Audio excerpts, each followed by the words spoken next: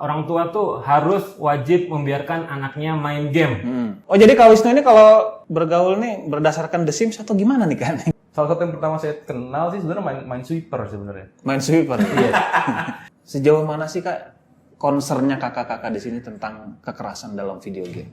Dengan anak-anak main game berantem itu belum tentu dia jadi pengen berantem. Iya, Dimanapun kapanpun dia. Balik lagi darurat membaca. Keluar ngomel, keluar yang ngomel ada beberapa orang, yang ngomel itu ngajakin masukannya rame, habis itu film atau game itu.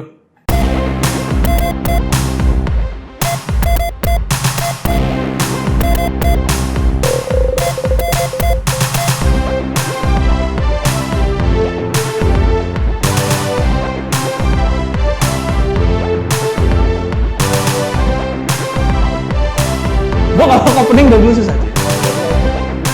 Kalau di apps, this app tadi itu coy. Langsung aja di press start button deh. Ya, sabar. Selamat datang di press start button. Halo anak-anak dan parents. Seperti biasa kita kedatangan bintang tamu yang cukup menurut saya sih fenomenal.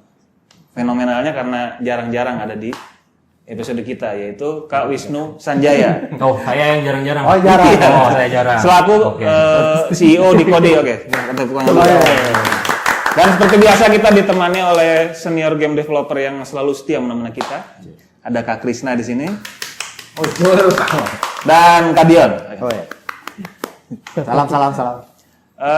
Ini mau ngomongin apa ini sekarang nih, Pak? Kira-kira?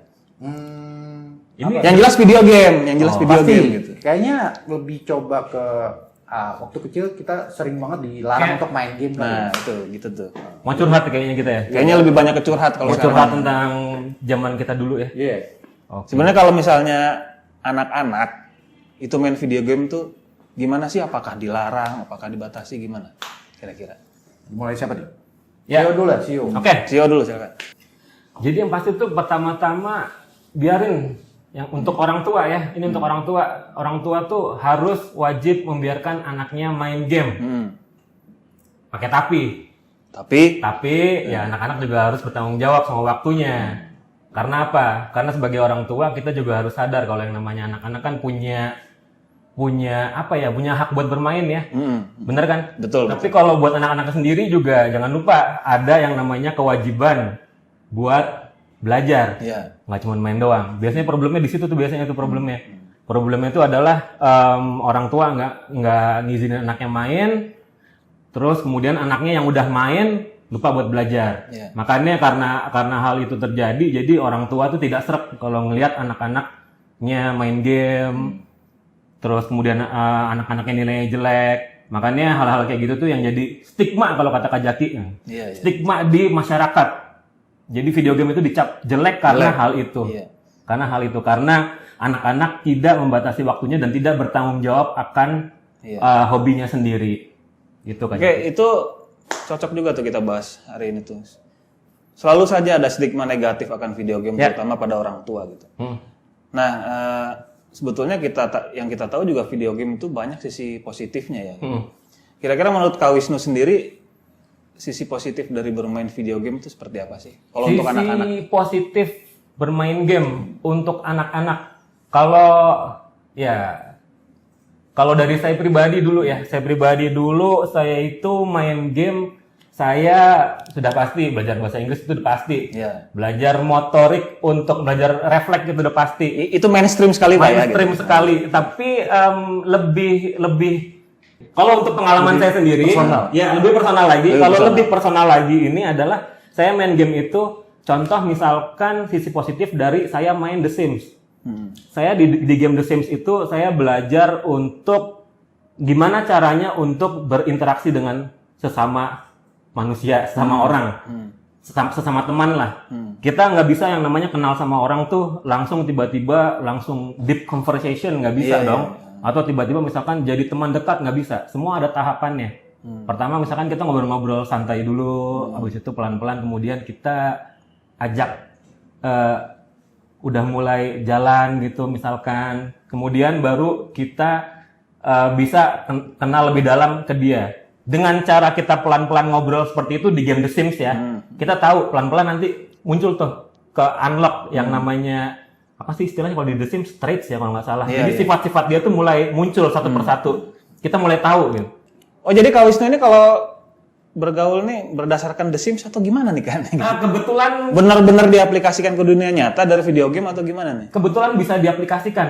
Seriusan, beneran. Ini beneran. Dan impact-nya gimana? Jadi Impact-nya positif. misalkan ya itu tadi saya sadar di The Sims itu kalau untuk ngobrol itu nggak bisa kalau untuk kenal orang nggak bisa langsung lebih dalam, nggak bisa. Kita harus perlahan-perlahan. Iya. Ya. Terus kemudian di The Sims itu ada yang namanya skor apa ya? Level pertemanan. Kalau nggak kita maintain turun. Oh. Nah, kalau kita maintain turun tuh. Nah itu saya melakukan itu. Sama kayak di The Sims. Jadi pertemanannya tetap 100 skornya. Enggak turun. Itu memang efek positif yang didapatkan personal sekali ya, apa yang dirasakan oleh Kak Wisnu. Kalau khususnya kalau untuk saya sendiri secara personal sih dari game The Sims itu yang saya dapetin. Ada game-game lain sih yang banyak lagi sih. Nanti kita coba ulik lagi ya, kita coba bahas lagi. Untuk Kak Krisna sendiri gimana Kak? Efek positif dari bermain video game yang dirasakan dulu waktu kecil. Dulu waktu kecil, sebenarnya saya nggak terlalu sering main game sih, karena Ini beneran atau hoax? ini cukup faktual. Oke. Nggak hoax ya? Nggak hoax. Karena ya nggak tahu ya, mungkin karena dulu tuh anak-anak emang harusnya belajar gitu, jadi waktunya cuman sekolah, pulang, istirahat, kerjaan PR. Iya. Padahal di sekolah udah belajar ya. Udah belajar gitu. Nyampe rumah kerjaan PR lagi. Jadi kayaknya buat main game tuh kayaknya Tabu gitu ya. Iya, kayak apa sih main game dulu gitu. Mendingan belajar atau kalau enggak main di luar gitu. Tapi bukan main game di konsol atau di komputer gitu. Salah satu yang pertama saya kenal sih sebenarnya main sweeper sebenarnya. Main sweeper. Iya. Main juga. Main juga saya Pak. Nggak ngerti. Tapi dia Kalau intermediate doang sih, yang bagian expert tuh agak susah tuh. pasti. Expert susah. Itu yang Kak Krisna rasakan setelah bermain game itu gimana tuh? Apakah hanya sebatas hiburan? Mungkin lebih tepatnya orang-orang bakal bertanya apa sih sisi positifnya dari main sweeper? itu menantang loh buat dari itu. Coba jawab. Problem solving sih. Problem solving. Iya. Betul. Soalnya ada satu kotak, di atas ada 4, di bawah ada 3. Kira-kira itu bom apa bukan ya? Problem solving atau lebih keuntung-untungan nggak Krisna? Tebak-tebak buah manggis. Kebetulan saya juga nggak pernah bisa main sweeper pasti gagal terus. Mungkin nasib kita tulang bagus. Jadi kurang lebih seperti itu ya Kak Krisna ya? Iya, jadi game kalau buat saya sih saya lebih klik dengan problem solvingnya sih sebenarnya. Oh gitu, itu yang paling dirasakan. Problem solving gitu kayak. Oh emang hobinya dari kecil problem solving, makanya sekarang jadi programmer. Nyambung. Sisi positifnya ini. Oke, nyambung. Kalau Kak Dion sendiri gimana Kak? Yang dirasakan waktu kecil dulu efek positif dari Efek positif ya itu adalah saya bisa baca cerita di dalam itu. Pertama tadi yang dibilang bahwa bisa belajar bahasa Inggris kan dari game. Saya menambah cerita-cerita tambahan kayak layaknya kita waktu kecil dengar cerita tentang kemas lah, apalah. Kita ada tambahan lagi tuh. Tambahan laginya gimana caranya berakhirnya Aerith meninggal di Final Fantasy 7. Spoiler. Spoiler. Kayaknya udah legend. Udah legend. Udah lah, semua orang kayak semua orang pasti tahu gitu. Cloud, kenapa Cloud jadinya begitu? Kenapa dia terlalu obses sama Sephiroth? Itu kan sebuah novelty cerita tersendiri gitu. Dan ini ada di dalam video game. Cerita-cerita ini, cerita mas-mas ini, legenda-legenda ini ada di video game. Iya, cerita mas ini ada legenda-legenda ini ada di video game. Nah itu yang menjadikan saya kayak pengen tahu mau game apa lagi nih. Iya. Kedepannya ada game dari apa segi, lagi nih. Jadi Kak Dion lebih suka dari segi ceritanya sebetulnya ya. Iya, tetap penambahan novelty lah. Soalnya kalau di luar negeri mereka kan udah pasti baca buku. Nah waktu itu kita buku emang banyak, tapi buku-buku tentang novelty itu tentang cerita apa itu fantasi lah apa itu masih jarang. Iya. Nah bayangin. Tapi betul sih. Ini menarik juga yang nyambung dari apa kata Kak Dion tadi ya. Kalau pengalaman pribadi saya juga, saya lebih paham tentang cerita-cerita legenda dari negara lain, ya kan. Kemudian mitos-mitos dari negara lain gitu. Ya. Itu saya temui itu di game justru, di video game gitu. Ya itu membuktikan salah satu sisi positif Iya. main video game adalah itu. Cuman sayangnya itu adalah game luar, Iya. bukan game kita. Iya, betul. Caranya mereka promosiin budaya mereka lewat game ya. Iya. Kita cuma ikutin aja kalau bisa. Iya, iya, betul. Dan memang menarik ya untuk kita dulu bermain video game seperti itu. Ya. Betul, betul. Itu kan tadi yang dirasakan sisi positifnya waktu masih kecil ya. Waktu masih kecil, waktu zaman dulu kecil. Zaman dulu. Kalau sekarang kira-kira apa yang dirasakan? Dari game yang lagi dimainkan ya. Iya, betul. Oke, kalau menurut saya, kalau untuk umum ya, misalkan ya, kalau untuk umum itu kita tidak bisa menampik ya. Tidak bisa menampik kalau misalkan orang tua pun main game. Iya. Anak-anak, cari HP orang tua kalian, buka, ada gamenya atau enggak? Kalau itu berani dijamin itu pasti hampir semuanya ada gamenya. 99% lah pasti ada gamenya. Minimal game itu digunakan untuk apa? Untuk membuang waktu. Membuang waktu itu kan bisa jadi hal yang positif ya kalau kita gunakan hal untuk yang benar. Contoh membuang waktu sambil nunggu di kereta, di KRL ya. Di bank. Terus gitu. nunggu di bank. Ya kan, hal-hal kayak gitu kan pasti dilakukan oleh orang tua. Kalau lagi ngobrol nggak mau, kalau lagi nggak mood ngobrol, ya main game lah. Minimal apa Pak Krisna? Main sweeper di mobile. Atau Angry Birds atau Flappy Bird. Game-game kecil kayak gitu kan lumayan ya buat buang waktu kan. Iya, ngisi waktu. Ya, itu kalau menurut saya yang dirasakan oleh orang-orang yang dewasa seperti kita, orang tua khususnya. Tapi kalau untuk Kak Wisnu pribadi, kalau untuk sekarang ini, ketika dewasa ini, saya itu sedang melatih refleks. Melatih refleks. Jadi itu bukan melatih ya, menjaga kayaknya supaya tetap prima. Asik. Ya, supaya tetap prima. Itu lebih tepatnya gitu. Supaya tetap tajam kayak. Lebih tetap tajam. Ya. Main video game apa Kak itu? Main Itu sweeper. Game fighting. Jadi game fighting gitu ya? itu memang menuntut refleks kita untuk sangat cepat. Untuk cepat merespons pergerakan dari lawan dan kita harus buru-buru merespons dengan gerakan yang benar. Iya. Jadi kita benar-benar dilatih tuh refleksnya tuh. Itu Kak Wisnu lagi rutin memainkan game itu. Salah satunya Tekken 7. Tekken 7 ya? Tekken 7. Itu kan kebetulan koneksinya juga udah mulai bagus sekarang. Melatih refleks dengan yaitu menghafalkan jurus-jurus dari karakter-karakternya. Kita nggak boleh, kalau mau jago di game fighting, kita nggak boleh cuman kenal di satu karakter doang. Jadi dicoba satu-satu ya berarti ya? Iya, jadi Tekken itu ada 30 atau 40 karakter gitu. Kita harus tahu semua itu jurus-jurus yang karakter lainnya. Termasuk tamu dari game lain. Termasuk tamu dari game lain. Dan kita harus tahu gimana cara counter baliknya kalau misalkan jurus itu miss. Nah, cara kita untuk counter, cara untuk kita membalas itu kita menggunakan refleks kan. Jadi itu yang dilatih kalau misalkan kita main game fighting. Jadi kita harus buru-buru. Misalkan gerakan A, jadi game fighting itu kayak gini, ini agak teknis ya. Game fighting itu cara kerjanya kayak gini. Misalkan kita mukul dengan jurus yang menekan tombol A, gitu. Itu nanti ditangkis. Ditangkis itu minus 10 frame. Frame itu adalah pergerakan animasi 10 frame. Nah, kita harus mencari jurus kita yang gerakannya lebih cepat dari 10 frame.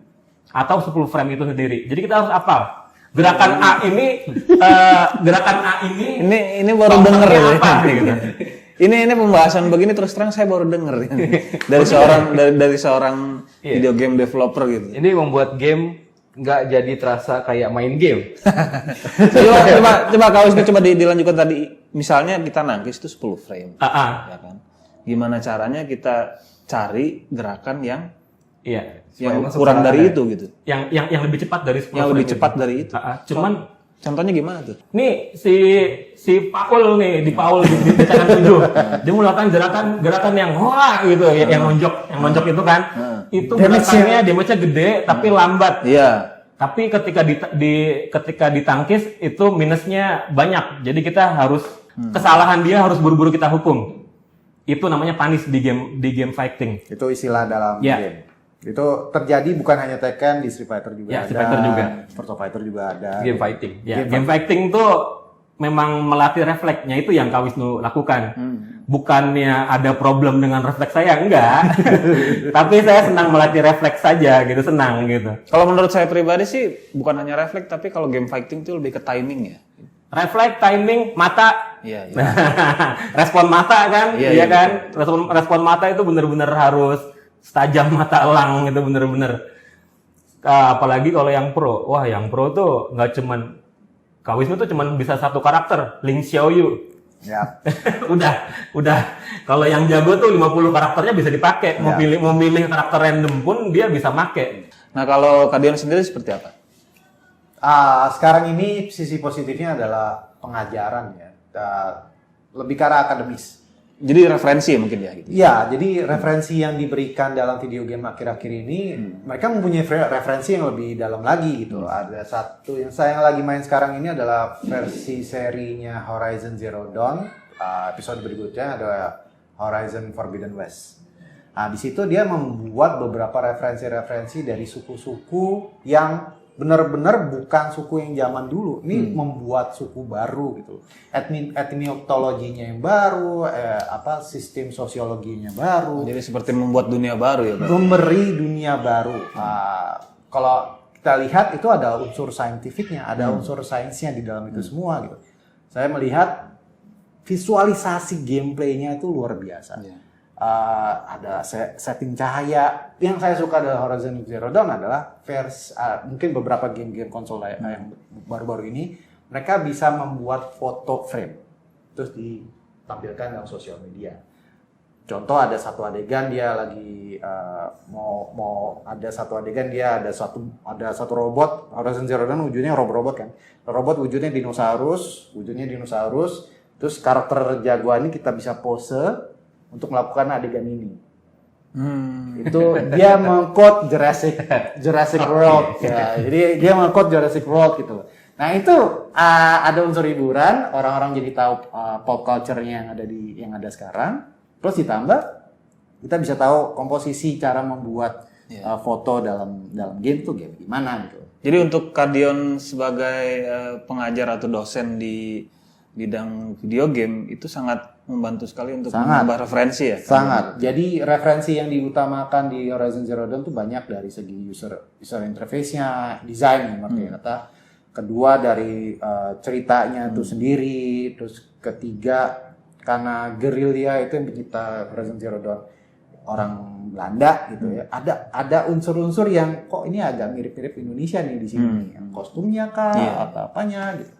Jadi dia kayak ini kok agak mirip kita nih, kok ada ininya nih. Terus saya cari tahu ada beberapa orang Indonesia di dalam situ. Ada beberapa orang Indonesia yang mungkin udah warga negara Belanda ya. Tapi mereka mendapatkan etnologi dan sosiologi yang ada di India, Amerika Utara, terus Asia sendiri, sampai ke Jepang juga. Mungkin orang itu juga ngambil dari referensi di negaranya sendiri, Pak, ya kan? Di di museum di Amsterdam itu kan ya artefak kita banyak sebetulnya, ya kan? Betul. Keris lah. Kita mau gimana nggak balikin itu ya? Museum kita diambil dari sana. Itu udah politik lah. Iya. Bukan urusan game development. Tapi intinya kurang cocok dibahas di sini mungkin. Triple A game itu memberikan sebuah depth referensi yang luar biasa. Saya cuman ada beberapa visual game yang ada ya. Call of Duty, Medal of Honor kayak gitu-gitu kan mereka mengambil referensi dari film Perang Dunia Kedua lah. Ada murid Anti-tank itu kalau nggak salah ada satu murid Kodi yang tahu semua senjata-senjata peralatan-peralatan Perang Dunia Kedua.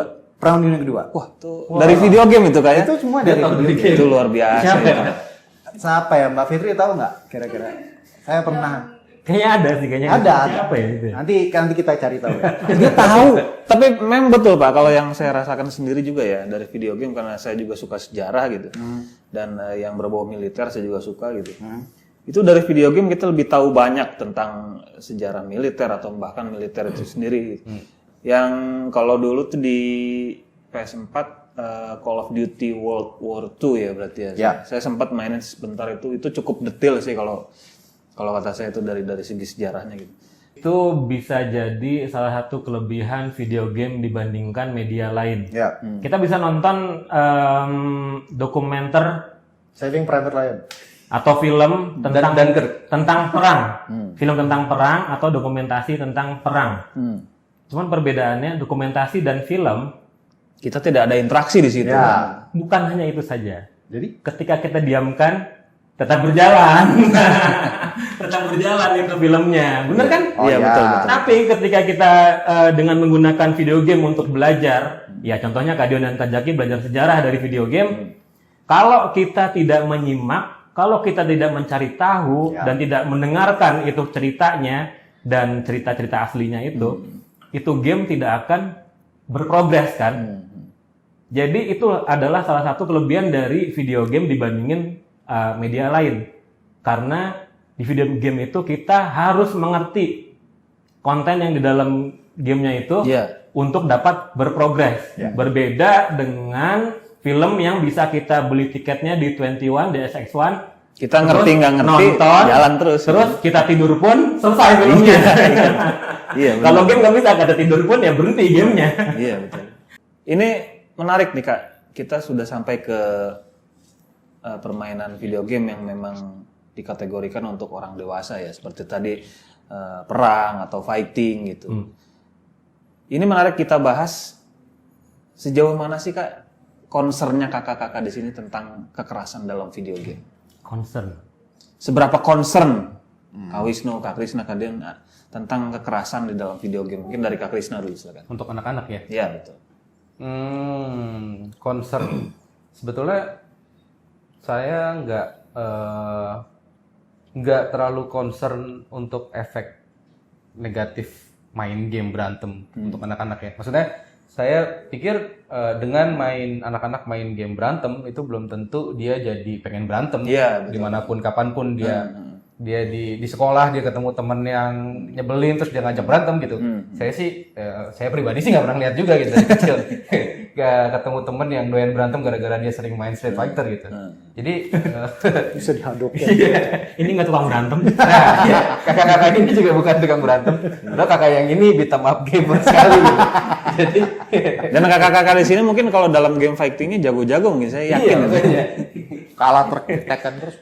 Jadi nggak ini sih, karena bisa jadi malah main game fighting itu Melatih refleks tadi ya. selain melatih kayak refleks Wisnu. dia jadi terpuaskan gitu ininya.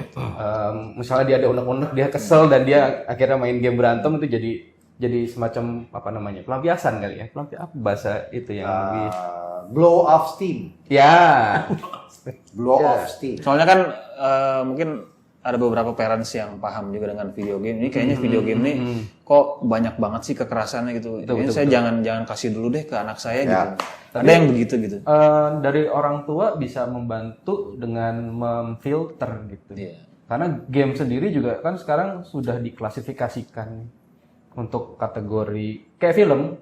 Oh iya ada rating ya kayak betul, jadi betul. film dewasa ya orang tua juga udah tahu kan dia nggak akan ngajak anaknya untuk nonton film dengan rating 17 tahun ke atas gitu. Dia ngajak anaknya nonton yuk kita nonton Deadpool yuk gitu kan itu agak masuk akal gitu. Jadi Walaupun ada ya. walaupun ada gitu kan. Dan kadang-kadang alasannya sepele gitu. Walaupun ada yang melakukan itu dan keluar-keluar juga pada akhirnya dia juga yang protes sih. Ini ini buat anak gitu. Padahal suruh siapa bawa anak. Tapi ada juga yang lebih sepele lagi Kak. Apa tuh? Kenapa bawa anak? Nggak ada yang ngurus di rumah. gitu modelnya kayak gitu.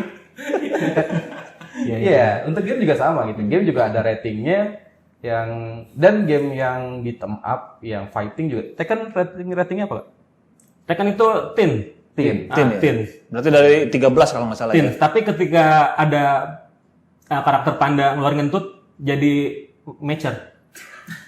itu kalau nggak salah di Jepang doang Kak kayak begitu tuh. Enggak, itu dulu ada Tekken berapa itu si panda itu ngeluarin kentut jurusnya.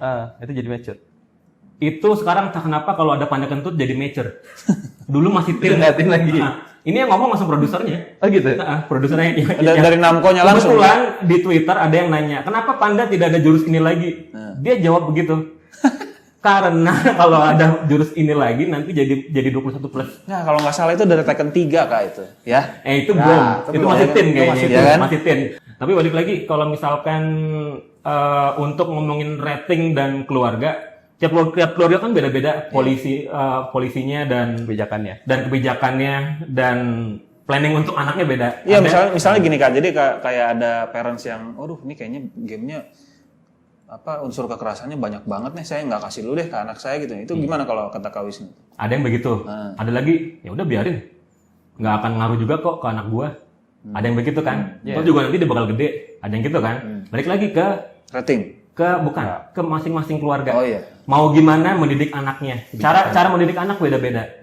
Cuman kalau kita udah ngomongin rating itu adalah sesuatu yang legal. Iya. Itu adalah legalnya suatu konten hiburan. Kalau misalkan nanti ada orang tua misalkan dengan sembrononya nyuruh nonton Deadpool tadi ya. Iya. Tapi tetap maksa anaknya untuk nonton ke bioskop. Keluar-keluar dia juga yang ngomel. Kenapa filmnya jorok? Karena udah ada rating. Ya mbak bioskop nggak tahu dong. Iya. Saya waktu itu ada ngelihatnya apaan sih ibu-ibu? Kenapa filmnya jorok? Kenapa ibu bawa anak? Nah, Padahal itu pun udah disensor sama LSM. Rating itu untuk ngasih tahu kalau film ini batasannya adalah ini. Iya. Ada hal-hal begini. Iya. Tapi rating itu juga untuk bagian legalnya film itu, hiburan itu. Ketika ibu-ibu itu protes, nggak bisa dong protes. Udah legalnya film ini memang dewasa. Iya. Dia mau protes pun percuma. Iya. Suruh siapa nonton, yang salah siapa? Iya, betul. Secara legal yang salah dia bawa anak. Ya dong. Kembali lagi ke sifat darurat membaca Dulu, gitu. ya itu sifat darurat membaca orang Indonesia. Dulu saya yang dulu yang game yang dilarang di Indonesia lagi waktu itu karena mengandung kekerasan. Ya itu udah sering lah di Indonesia tuh ada beberapa game-game yang tidak boleh muncul lagi karena mengandung kekerasan. Yang paling fenomenal waktu itu zaman PS2 Kak, Manhunt itu waktu itu. Nggak, bukan. Itu kan nggak resmi muncul di Indonesia. Ya, Waktu itu ada game sekarang online. Mortal Kombat yang ada gambar komunisnya. Itu udah dilarang. Nggak, bukan game itu apa sih waktu itu? Itu game shooter waktu itu. Iya nggak boleh muncul di Indonesia. Gara-garanya apa? Nanti kuat deh di sini deh nanti abis ini deh. Nanti gara-garanya apa Kak? Nggak boleh di Terlalu Mengandung kekerasan. Lah? Secara rating itu udah ngasih tahu kalau ini memang untuk Di platform nggak untuk anak-anak. Bukan, maksudnya di platform apa sih? PS4? Bukan. Biasanya kalau Indonesia tuh PC biasanya. PC. Oh, PC. Kalau nggak PC mobile biasanya. Oh gitu. Itu berulang beberapa kali kejadian. Karena apa? Karena saya bisa bilang, ya menurut saya sih, kita masih buta rating. Iya. Kita rating itu cuma tempelan doang. Dibaca enggak gitu. Cuman tempelan, rating 17. Ya rating doang kan, ya udahlah nonton sama anak gua. Keluar-keluar ngomel. Balik lagi darurat membaca. Ya, keluar-keluar ngomel, keluar ya, yang ngomel ada beberapa orang, yang ngomel itu ngajakin masukannya rame, habis itu film atau game itu. Padahal Itu game bukan- itu dan film itu secara legal udah dapat rating dewasa. Itu bukan hanya darurat membaca tapi darurat literasi mungkin ya kayak gitu tuh. darurat ilmu. itu lebih kejam lagi gitu.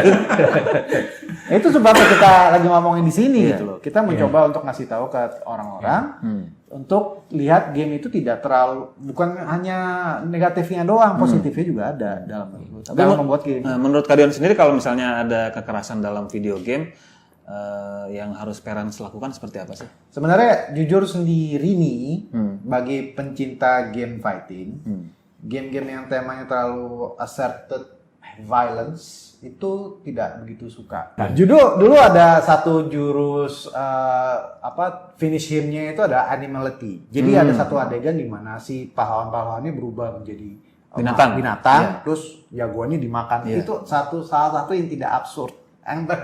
Salah satu yang benar-benar absurd. Maksudnya nggak masuk akal dalam. Tapi sekarang akhirnya dijadikan realistik, kayak ada adegan Yang benar-benar realistis ya. tulangnya patah lah, aduh kayak lengkap dengan sound, visual effect. visual effect. Kalau dulu kan kelihatan lucu karena keterbatasan teknologi, terus buntung Kalau sekarang di naga jadi beruang. Kalau sekarang buntung kok ada ususnya, kok ada darah-darahnya, kok ada Ya, karena dulu kan menjadi sesuatu hal yang baru juga untuk kita kan. Kita ada video game seperti itu. Zaman Sega waktu itu mungkin lebih tuanya lagi arcade, Ding Dong waktu itu kan zaman Ding Dong pertama kali keluar Mortal Kombat. Wih, kayak gimana sih orang ngeliatnya kok ada efek darah, ada efek ya mungkin atau apalah gitu. Lagi-lagi yang pengen dibilang sama Kak Wisnu adalah unsur realitinya. Zaman dulu realitinya terbatas. Iya. Karena ada gambar, yang wujudnya itu gambar, mungkin kartun, mungkin foto yang dijadiin Photoshop ya.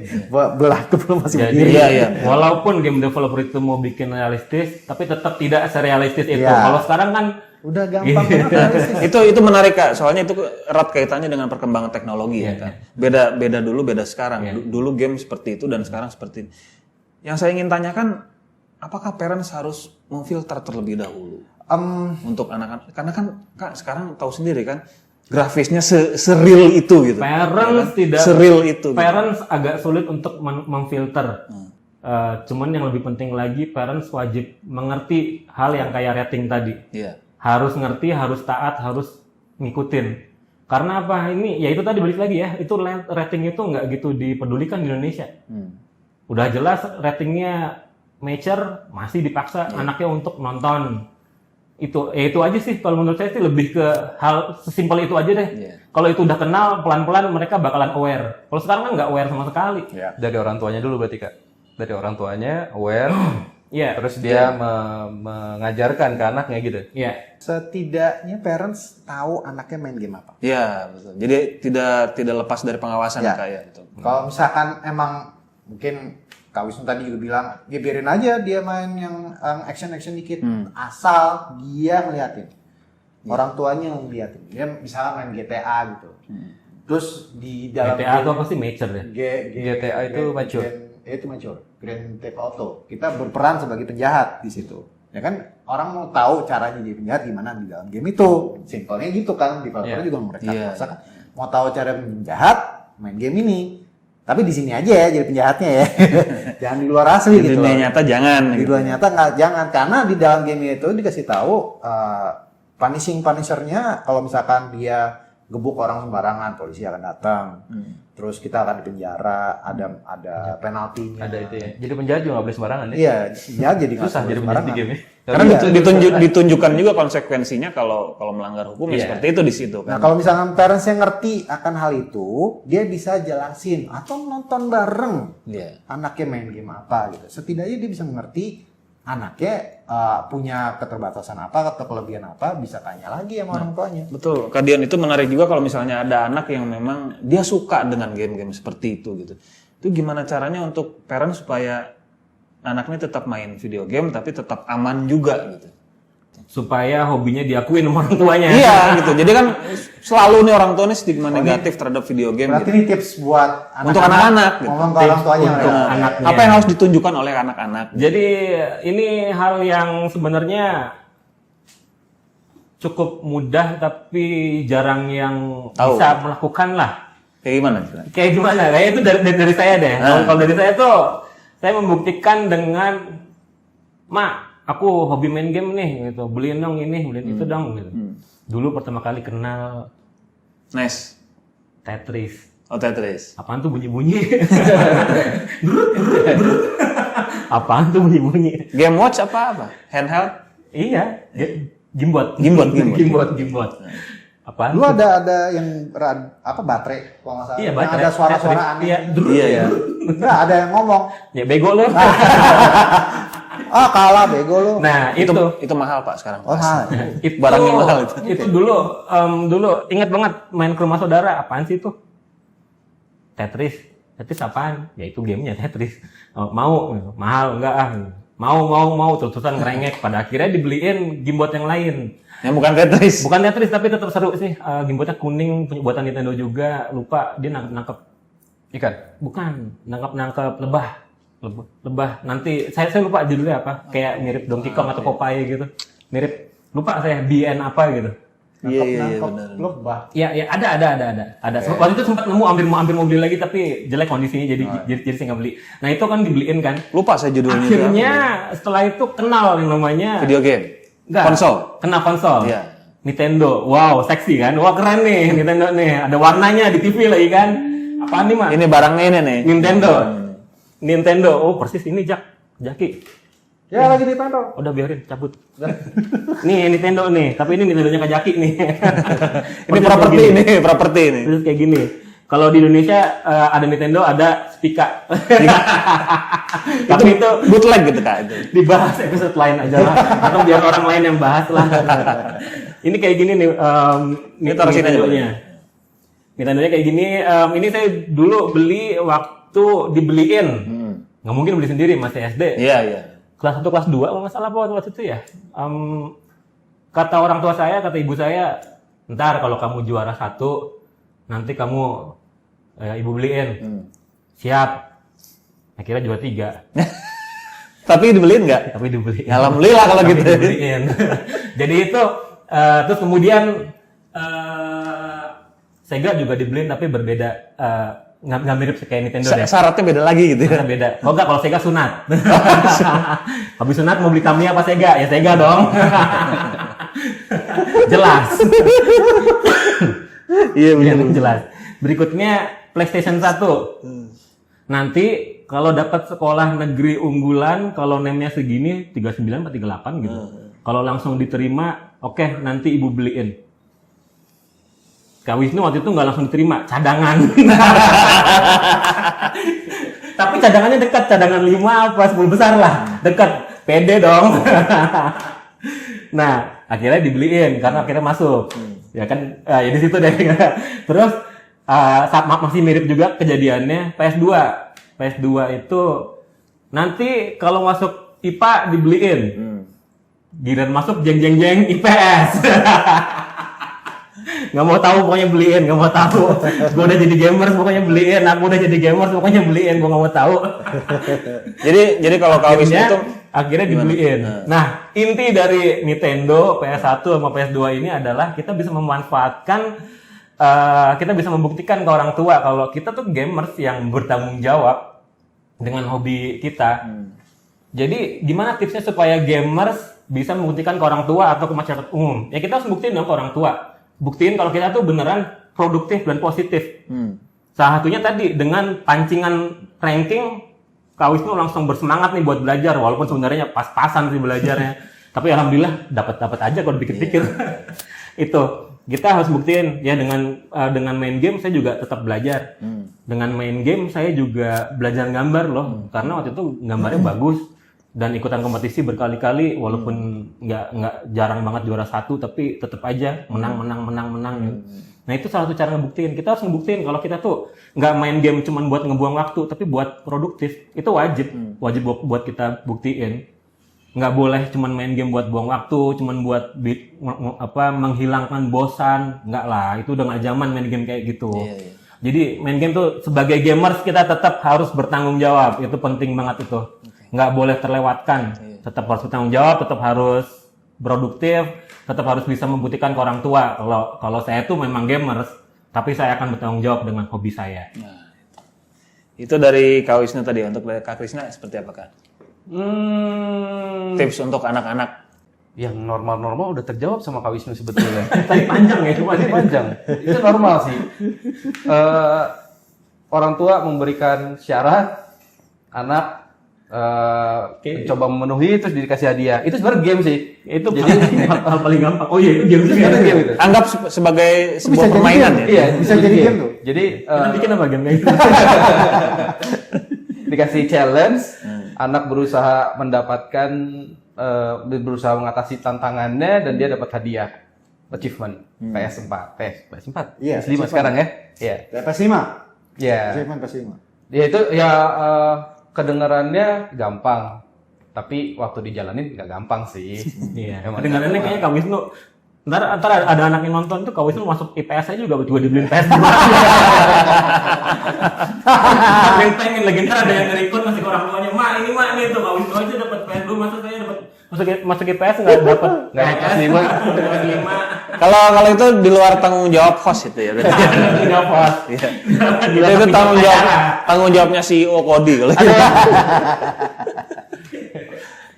Tapi balik lagi ke anaknya sih, anaknya juga dia harus sadar juga dia main gamenya, ya kayak tadi kan Kak Wisnu bilang main game dengan bertanggung jawab gitu ya, Iya. bertanggung jawab dengan kewajibannya, bertanggung jawab dengan aktivitas dia maksudnya dia kenal ke dirinya sendiri.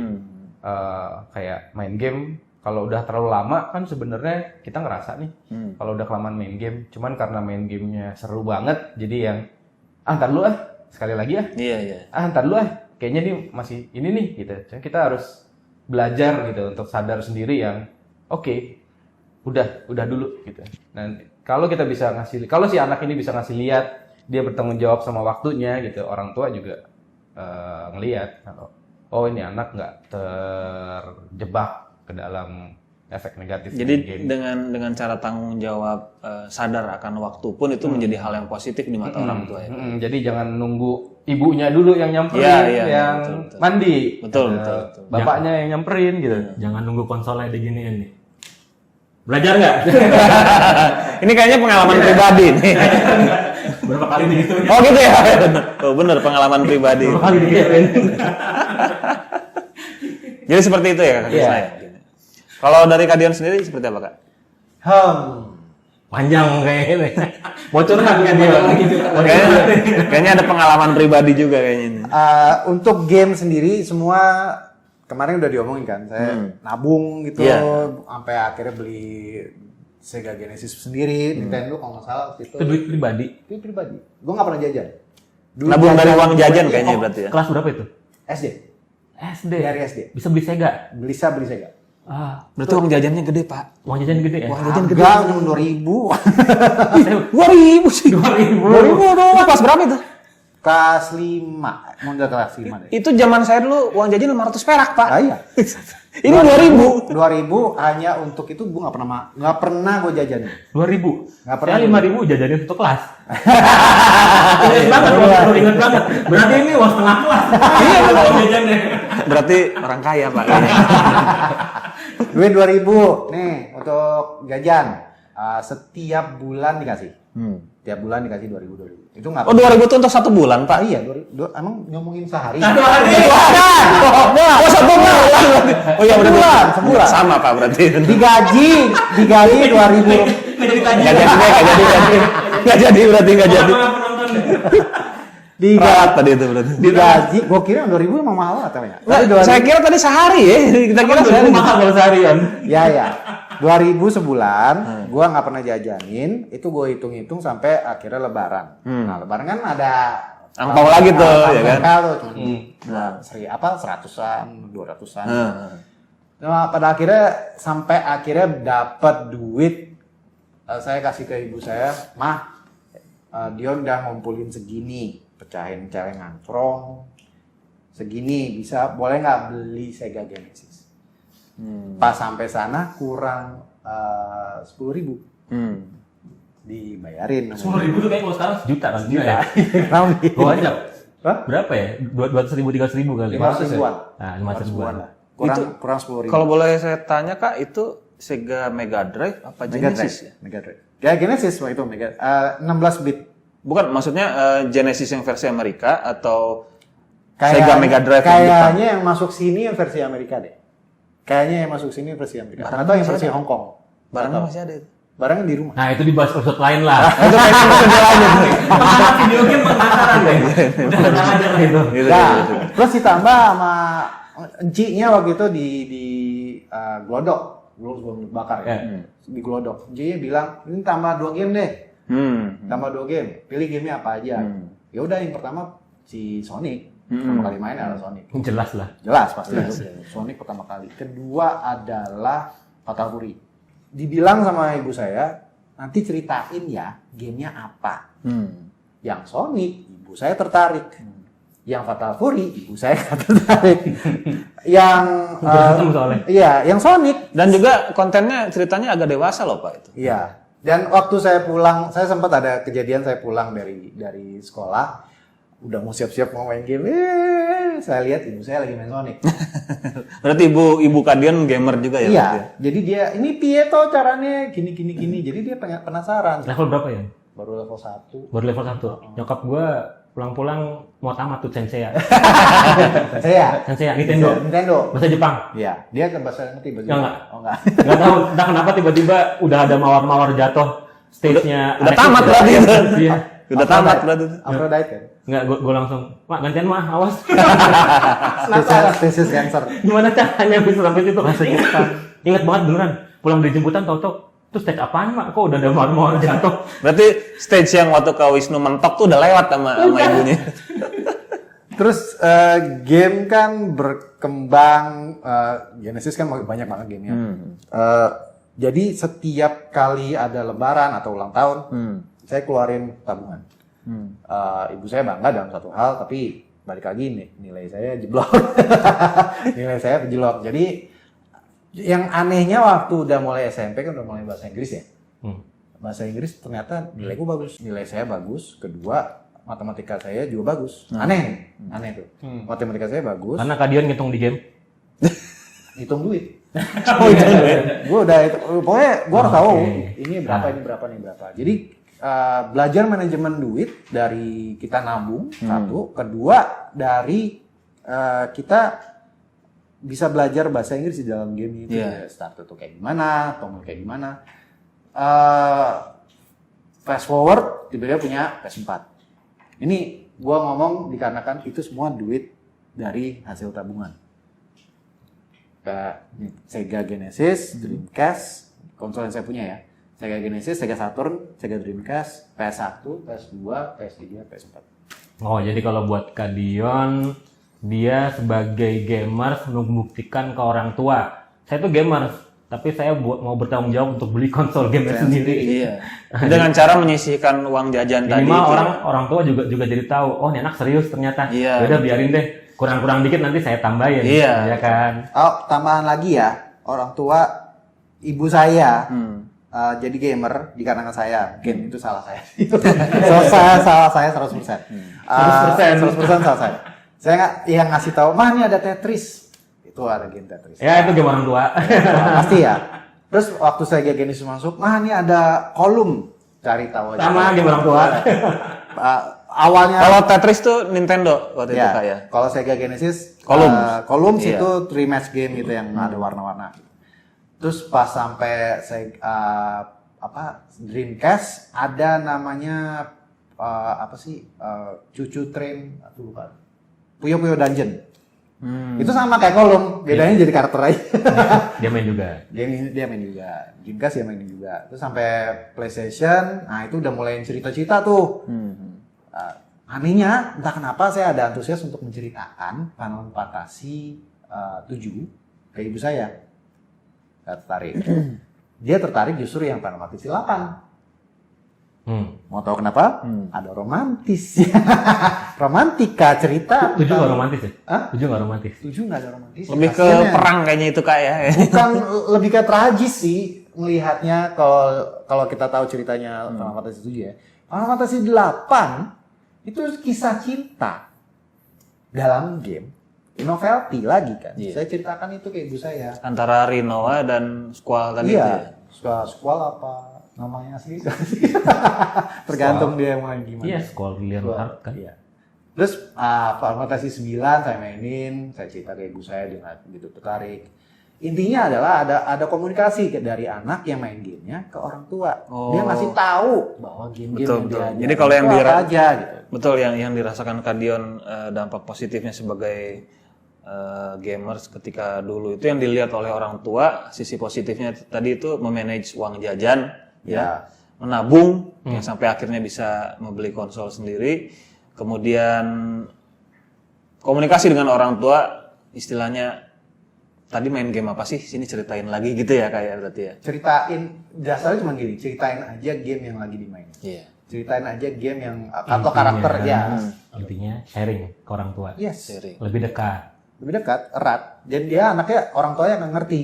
Oh, anak kita gamer. Oh, dia main game ini. Jadi sisi positif itu yang dilihat oleh orang tua Kak Dion ketika itu ya. Iya. Oke, parents dan anak-anak mungkin itu saja topik kita hari ini ya. Ya, lumayan seru Pak Jaki. Betul. Mudah-mudahan bermanfaat bagi orang tua dan anak-anak. Nanti kalau misalnya ada yang ingin ditanyakan atau mungkin ingin berkomentar, silakan tulis di kolom komentar ya. Jadi jangan lupa untuk like, subscribe, Harusnya di dan bawah share sini. video ini ya. Pojok. Di mana nih? Tombolnya di mana nih? Oh nggak salah di situ sih. Pokoknya yang penting jangan lupa support kita dan kasih komentar dan kasih like supaya kita tetap bisa memberikan ilmu penting buat orang tua dan anak zaman sekarang. Iya dong. Betul, betul. Dulu. Yang Zaman dulu sekarang. Kita. Kita aja yang zaman dulu. Kontennya jangan. Oke. Oh, mungkin itu saja. Terima kasih semuanya. Dadah. Bye. Bye. Oke, it's a wrap, man. Oke. Itu naon abang gue. Fitri puas buat